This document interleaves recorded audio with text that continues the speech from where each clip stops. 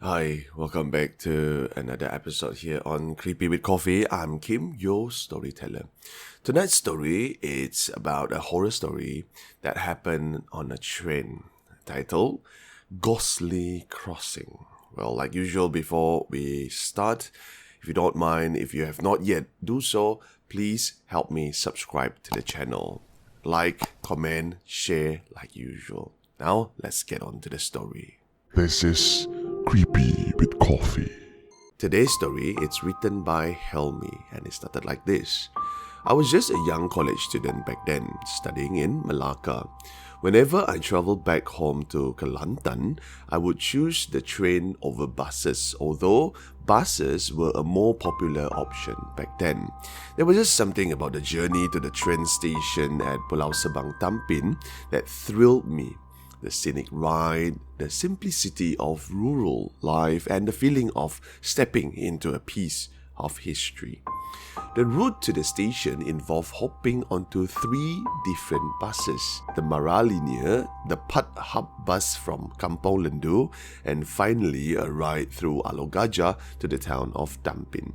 For a village kid like me, every view, a kampong house, an old cemetery, even ancient megalith stones, was like a window into the past. My imagination would run wild, conjuring images of what life might have been like centuries ago. This particular trip to the train station wasn't a solo adventure. My friends, Lee, Meg, Wani and I were travelling together. We were all heading back home except for Wani, who was from Terengganu and simply wanted to experience the train ride together with us, and she's also gonna visit Meg's house. We arrived at the old Pulau Sebang train station just before sunset, knowing we had to wait nearly 3 hours for the train from Kuala Lumpur. None of us wanted to show up at the station late at night.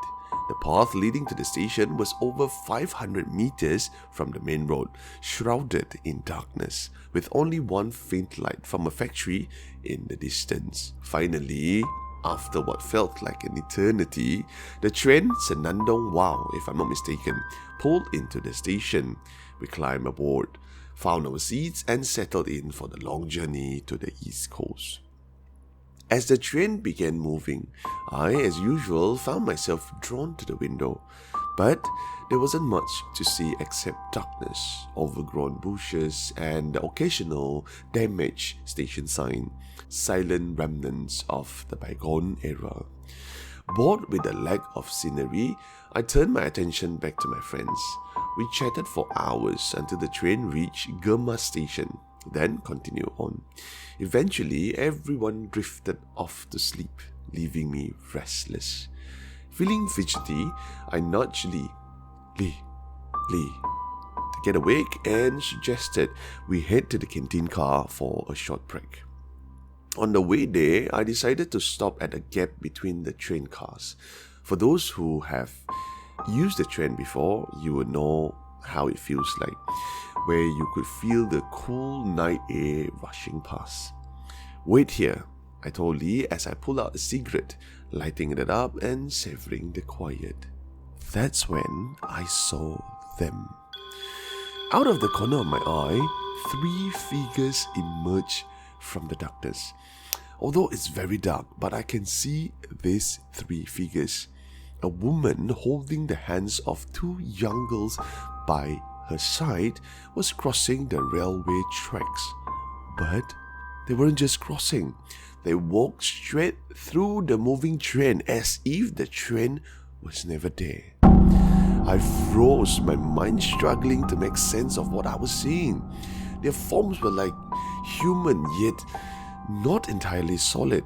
Swirling white mist twisted around and giving them an otherworldly quality. I rubbed my eyes, hoping I was imagining things. But no, these 3 figures were still there. They moved across the tracks and disappeared into the bushes, vanishing as they stepped into a small ditch. My heart raced. Lee, I call out, my voice trembling. Did you see that? Lee looked at me all confused, shook his head and said, "See what?" A few minutes later, the train passed a sign that read Bahau. We were near the old Bahau station. The name stuck in my mind, etched into my memory like a scar. I spent weeks after that trip researching that area, trying to find any stories or history that might explain what I had seen, but nothing turned up. Even now, years later, I still wonder, who were they? Were their spirits tied to the tracks, reliving some tragic moments, or something else entirely? Well, that is the story for tonight. I hope you guys enjoyed it. Well, once again, if you have not yet subscribed, please do so. And if you have stories on your own similar like this one, you know where to send it to. Once again, thank you very much for watching. I'm Kim from Creepy with Coffee.